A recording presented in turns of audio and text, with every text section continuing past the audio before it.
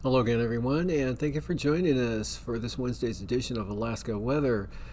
Up first graphic up today, the fire danger graphic and extreme still entrenched over the Yukon Flats area, and also there for the west central interior, an area of extreme fire danger, and this is relating to spruce trees, and quite an area of very high fire danger around the extreme fire danger zones that extends down into the lower Yukon River Valley areas into the northern Kuskokwim Valley. Also, the Susitna Valley has quite an extensive area of very high fire danger with high to very high into western Cook Inlet and over the western and northwestern Kenai Peninsula. High fire danger Anchorage to Palmer, Butte, and those areas. And then a small area of high to very high fire danger there in the Copper River Basin. Otherwise, got high fire danger extending all the way down into the Kuskokwim Delta, right out to the coastline, and almost to the coastline, not quite there for the Yukon Delta area. And from there, taking a look at satellite imagery, showers ended this morning over Kodiak Island. State Airport picking up 0.07 of an inch as that area of clouds rotates off to the southwest. You can see clearing across, even off the coast there. It extends up into the Cook Inlet area, Kenai Peninsula. Sunshine today. Northern Cook Inlet, Manuscus, the Susitna Valley. Some clouds over Prince William Sound, the North Gulf Coast, but some sunshine also Copper River Basin, out over the Kuskokwim Delta, and then quite a storm system evident there south of the southwest of Adak, south of Amchitka Island, bringing the gale force winds 50 to 60 miles an hour and wind gusts out in those areas with pretty good rainfall as well. Adak and Atka seeing some moderate to heavy rainfall today. That area advancing northward toward the Pribilofs. No rain there yet, but the winds on the increase, kicking up about 30 miles an hour out of the east-southeast across the Pribilofs today. But otherwise, back to the east, dry day over the southeast coast, and of course over the upper into eastern interior.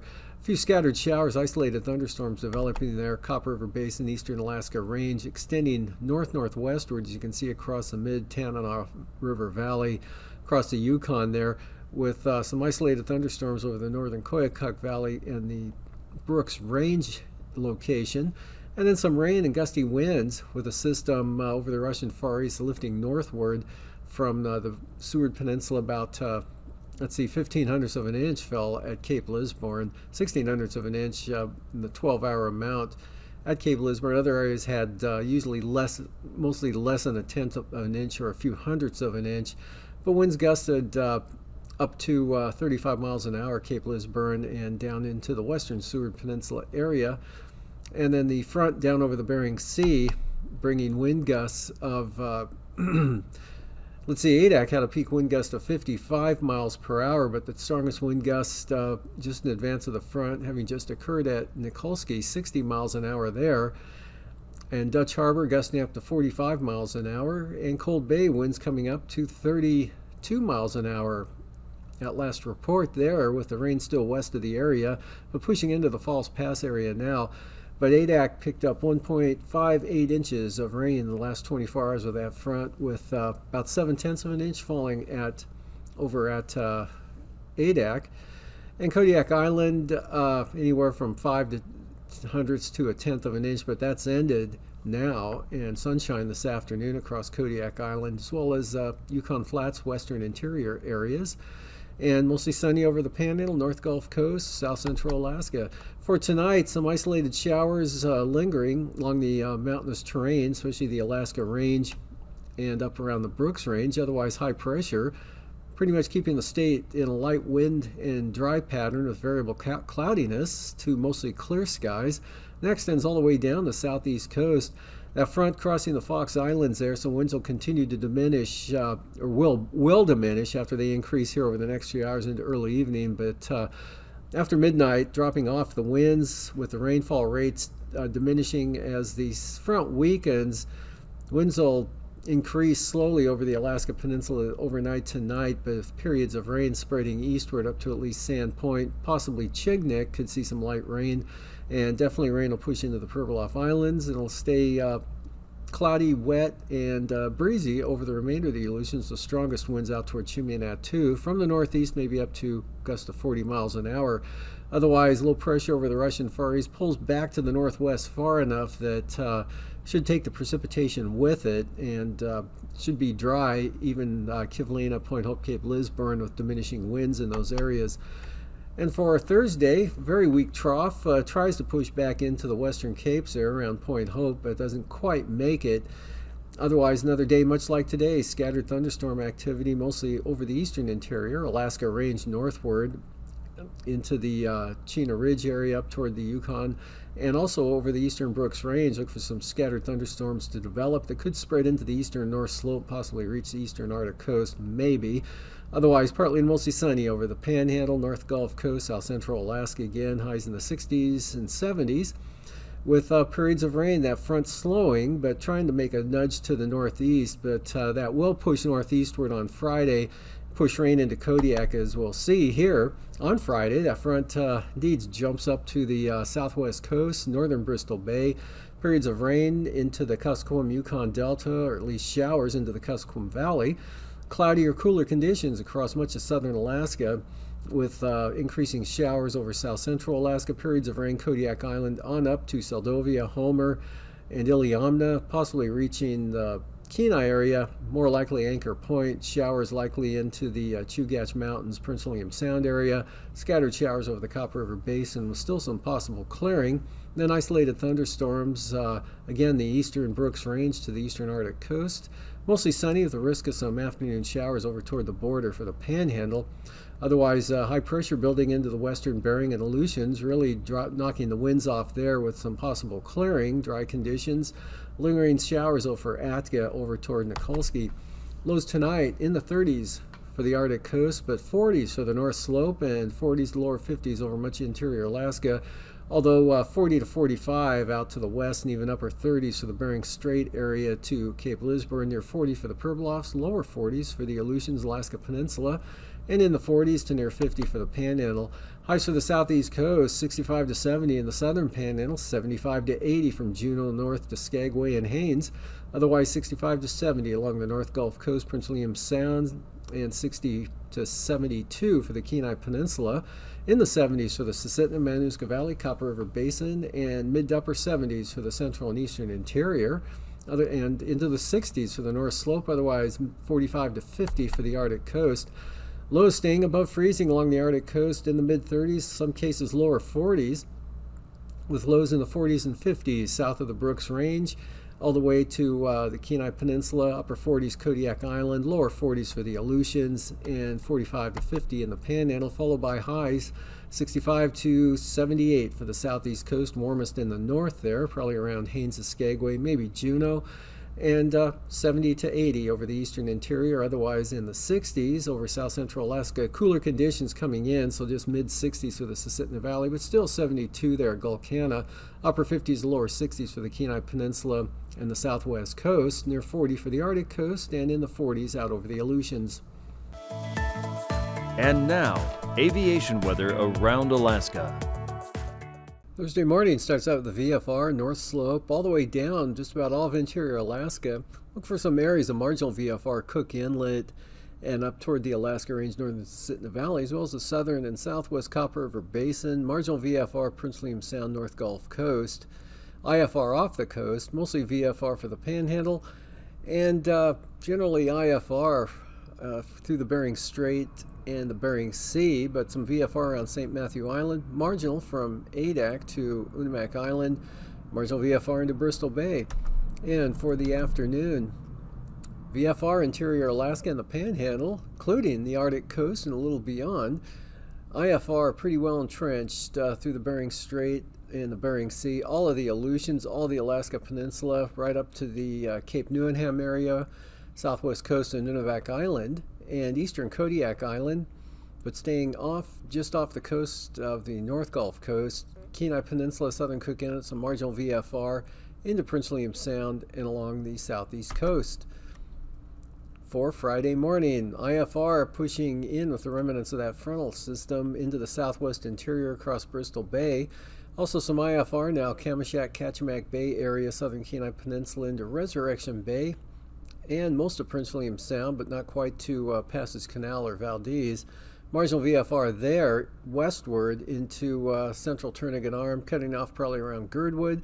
VFR northern Cook Inlet in the Susitna Valley, some marginal VFR in the Matanuska Valley, but the interior looking pretty good, as well as the northern Panhandle. Friday afternoon, IFR across Bristol Bay, now north of Lake Iliamna and into southern Cook Inlet, Kodiak Island, solid IFR in the forecast, all of the Aleutians, Bering Sea, St. Lawrence Island through the Strait, and up along the central and western Arctic coast, but staying VFR in the eastern Beaufort Sea coast. VFR in the interior all the way down to Knik Arm, the anchorage right on the marginal VFR zone there, over to Yakutat, but the Panhandle stays VFR. Passes, Anatuvik, VFR, Adigan, VFR. Western Alaska Range passes, all VFR for the day on Thursday, rainy as well. And windy VFR, both northern southern approaches, and for Isabel, VFR, north and south entrance. Mentasta, another VFR day coming up. Tanita, VFR. Portage, possible morning marginal VFR conditions early on, but otherwise VFR. And Chilcoot and White, VFR. Freezing levels, upper ridging there over the eastern interior down to the eastern North Gulf Coast and Panhandle. So looking at 8,000 foot freezing levels there. A swath of 4,000 feet there, central Bering Sea back to Shimei and Attu, and then the head of that frontal boundary, 6,000 to 8,000 feet over the eastern Aleutians and southeast Bering. And looking at icing, we've got some leftover icing up along the northwest coast and the Arctic coast, 6,000 to 10,000 feet. That's going to be pretty isolated and scattered up there. But the bulk of the moisture down over the southern Bering, or over the Bering Sea, and that's mostly isolated moderate, nothing too heavy there. And that pushes into the southwest coast and into the Yukon-Kuskokwim Delta, Norton Sound, southern Seward Peninsula, and then some mixed icing back out over the central and western Aleutians. Otherwise, the central and eastern interior, pretty much icing free, including the Panhandle. Jet stream, upper low, the prominent low, out over the central Aleutians, southwest flow trying to develop and push up into southern Alaska, but tomorrow only making it to the Alaska Peninsula. High pressure aloft over the eastern interior, light variable winds over the Panhandle, Gulf of Alaska, and westerlies 60, 70 knots coming into the northwest coast, making its way into the western Brooks Range area.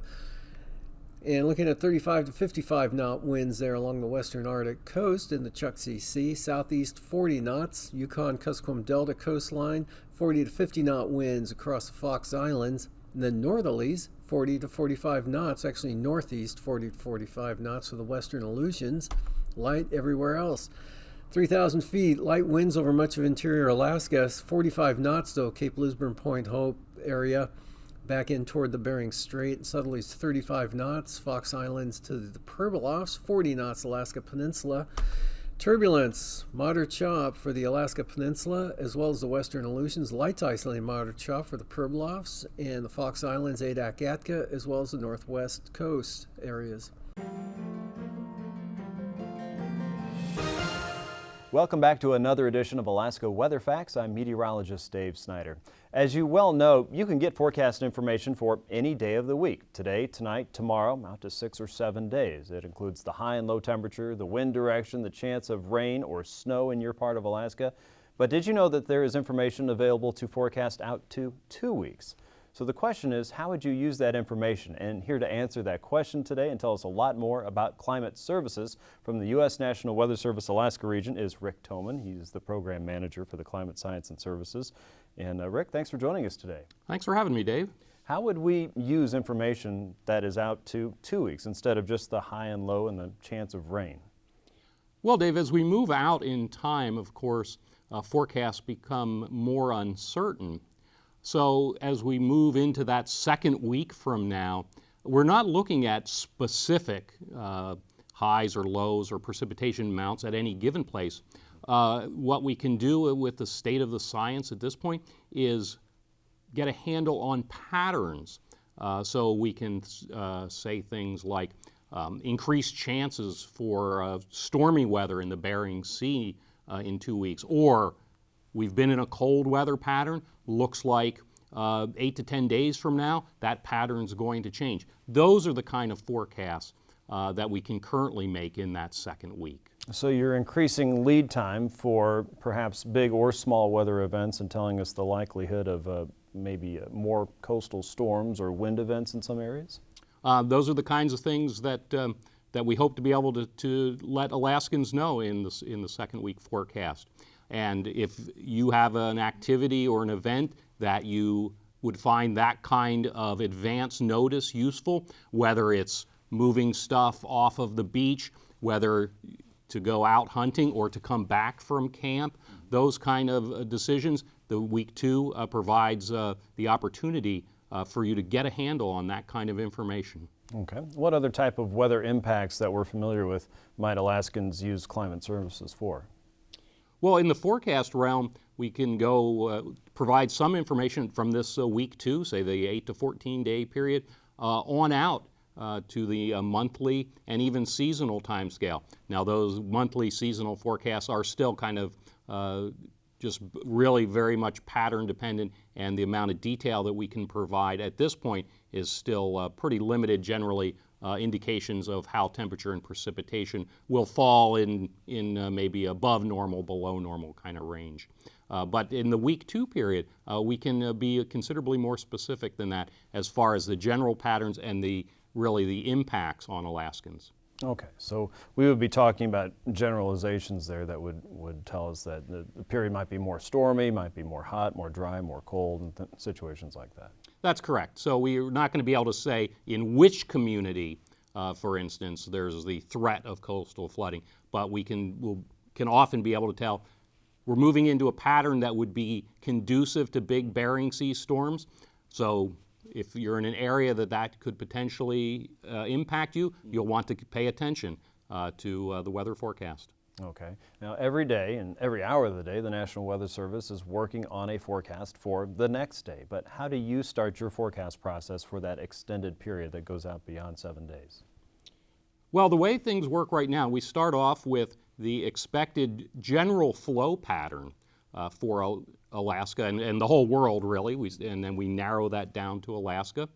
So we start off with the basic computer model forecast. There's quite a few different computer models that we look at, bring those together. And then another important part of that is we attempt to assess the confidence. The reality is often 2 weeks away, the computer models are very divergent. They have lots of different solutions, and that's an indication that we don't have much confidence. But when we see more agreement in that time frame, and when that agreement is a pattern that will be potentially very impactful for Alaska or is a big change from what we've been in, that's when we can then take that expected pattern. We have computer models forecasting it. We've assessed the confidence. Now we can move that forward. How, using our experience as Alaskan weather forecasters, how does that typically play out for Alaska? So is this a stormy pattern for the Bering Sea? Is this an extra rainy period for Southeast? Is this the kind of pattern that generates strong winds potentially in the Anchorage Bowl? Is this a deep cold pattern for the interior? All of those are the kind of things that we're looking at in these large-scale patterns. That's very different than telling you that the winds on 10 days from now are going to be gusting to 120 on the hillside. We're looking for patterns, not the very specific information that the Weather Service will then hone in on as the event gets closer. So the idea is to keep the 5, 6, 7 day forecast the same, where you are getting the standard high and low temperature and the chance of wind or rain, but further out you get a broad general forecast, but as the time gets closer to that event, we'll get a lot more specific. That's correct. Okay, very good. So how can people use this information if I am out in the bush and I want to see, is a coastal storm expected in my region, or is a chance for that improving over the next 2 to 3 weeks? Where could I go to get information like that? When we see that potentially impactful or a big change in the weather is coming 8 to 14 days out, typically we will start to highlight that on the Weather Service Facebook site. We might produce a YouTube video highlighting that, linking that on our Facebook site. So often we don't, at this point, we don't have much to say in that because we're really looking for those forecasts of opportunities. But one thing we can say very likely as we go through the next 2 or 3 years, there'll be more and more of this kind of forecast information available in that week 2 time frame. Okay, and something that emergency managers and city planners and folks in villages might be interested in keeping an eye out for, looking for that information to be headlined, whether that's on social media or perhaps through the National Weather Service channels there to get information from you to make better plans a little bit longer term and make better preparations in the event that things become a little bit more unsettled. Absolutely. Climate Services with the National Weather Service Alaska region is talking to the state of Alaska every week, apprising them of that 2-week outlook. And on the social media side, we are working to keep Alaskans informed so that when we think we have some confidence in a high impact or a big change, that's the best way right now for folks to find out about that. Twitter, Facebook, so stay tuned to your National Weather Service. Very good, a developing program. Rick Toman with the National Weather Service Alaska region. He's a Climate Science and Services Program Manager. Thanks so much for joining us again, Rick, and I hope to have you back again soon. Great, thanks Dave. For another edition of Alaska Weather Facts, I'm meteorologist Dave Snyder. We'll see you next time.